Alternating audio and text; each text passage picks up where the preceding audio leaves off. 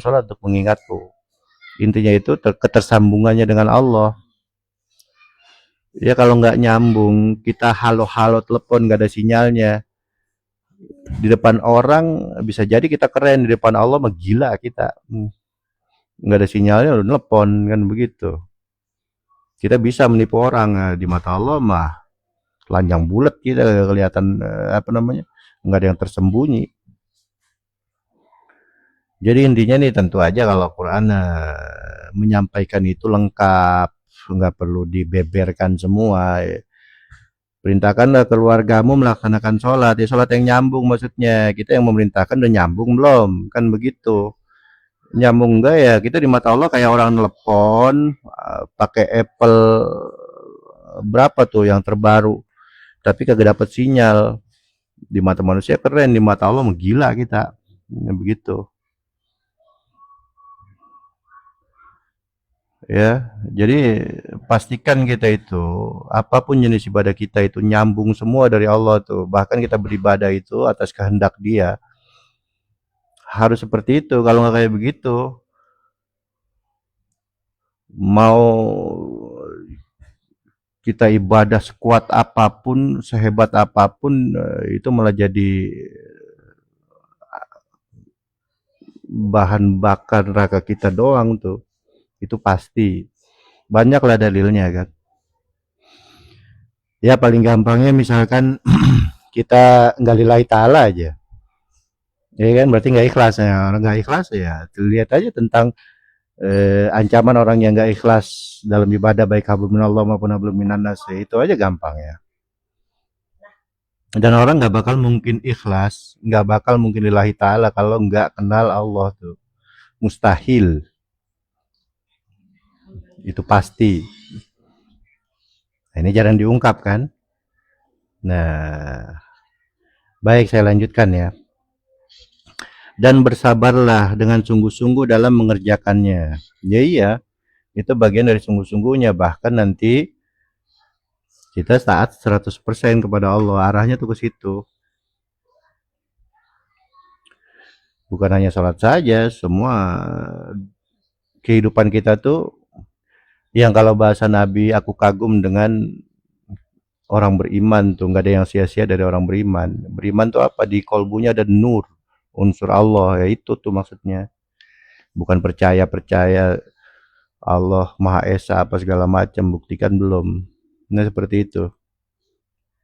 Baik ya saya lanjutkan. Apa nih? La nas'aluka rizqa. Kami tidak meminta rezeki kepadamu. Kamilah yang memberi rezeki kepadamu. Ya iya. Allah tuh nyuruh kita susah begini begitu, apa Nabi Adam dari surga turun ke bumi disuruh balik lagi ke surga itu bukan untuk Allah ya, untuk kita sendiri. Gitu maksudnya. Kesudahan yang baik di dunia dan akhirat adalah bagi orang yang bertakwa. Apa nih? Wal aqibatul taqwa. Yaitu seluruh proses untuk menjadi orang bertakwa, takwa itu bibitnya itu iman. Terus berproses, puncaknya adalah takwa. Gitu.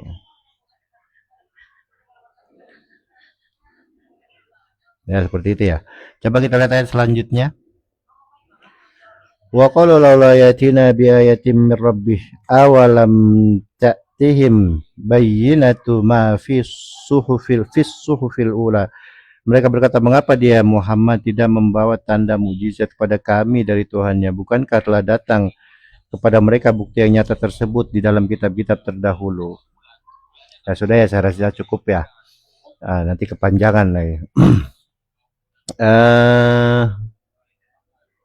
Ya sudah hampir 50-an menit ya. Ya kalau diteruskan ya panjang sekali. Nah kemudian kan judul video ini yang pertama adalah permohonan maaf saya. Yang pertama belum izin kepada Tuan Guru dan yang punya nih Bang Komar untuk memakai ini. Makanya saya izin. Nah yang kedua saya mohon maaf ada kesalahan penyebutan di video sebelumnya bahwa tentang buah khuldi nggak ada di Quran, ternyata ada. Alhamdulillah tadi sudah saya bawakan.